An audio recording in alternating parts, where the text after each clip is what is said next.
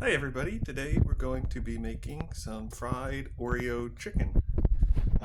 So in front of me I have two different bowls of Oreo crushed up. I have a fine Oreo and a more coarse Oreo. The fine Oreo has a little bit of salt and baking powder as a leavening agent, and then we have an egg that we're going to dip our chicken in, and then we'll go and fry up the chicken. So let's go ahead and get started. We'll dip it in the egg. Let that get off. Dip it in the fine. Let it get nice and coated. Like that. Dip it back in the egg. Get it nice and wet. And then another one in the course. And just shake off any of the excess like that. And we'll just do that again. So we're going to put the chicken in the egg. Give it a nice flip. Let it kind of drain off. Put it in the fine Oreo like that. And then we're going to go back into the egg and then go into the coarse Oreo, which is basically just crushed up kind of Oreo, nothing too major. And then put that on the plate like that. And we're just going to do that for all of the chicken. So I'll probably just fast forward and get everything plated over here so that we can see that. Okay. Set our chicken down in like that, and we'll put our pieces in and just kind of let them go for a minute or two and cook. I did try to make sure I got smaller pieces. Nice hot oil, we can see. So I don't have to keep it in the oil. And I didn't really want to do like bone-in chicken.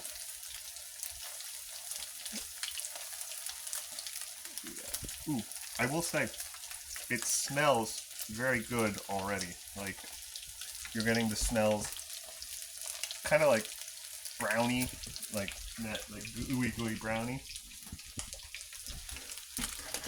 And we'll let that go for a minute, flipping, and then we'll take them out and let them dry on a nice towel.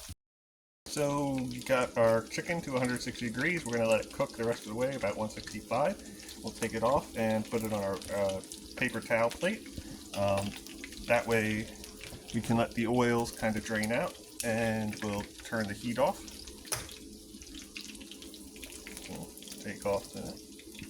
Now, it smells fairly good, I think. It's kind of this in-between, like, just borderline, I don't want to say burnt, but like campfire, like there's a little bit of burnt, like, smell, but it's not really.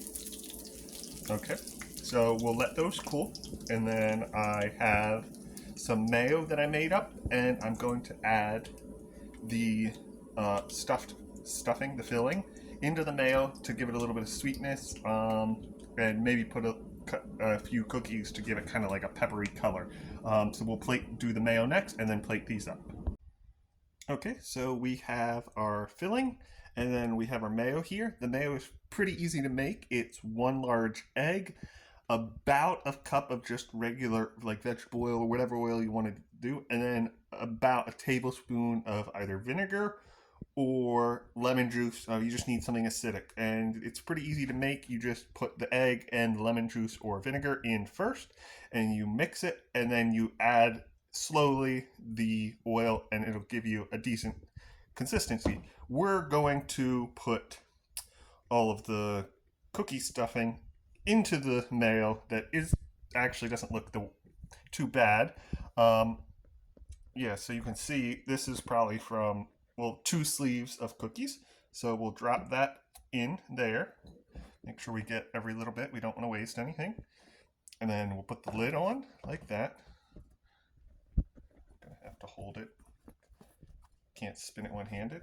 And then we'll put it on the blender and let it spin. for a minute or two, and then I'll plate up the chicken and we'll do for a taste test and see how it is.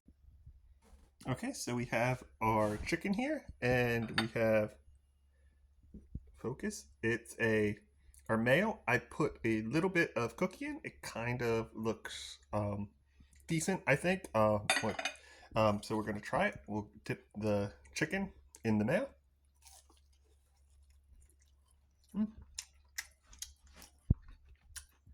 Yeah, that's actually pretty good. Now, I was expecting it to be overbearingly sweet.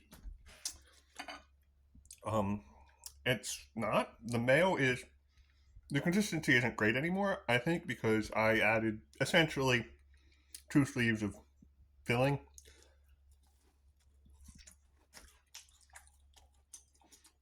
But it almost like reconstituted the cookie on the chicken, but it's not as like textured like a cookie. It's almost like borderline charcoaly, but like not in an awful way. But, I don't know. I give this like 7 out of 10. Pretty good. Might make it again. Okay. Thank you, everybody. Have a great day. Bye.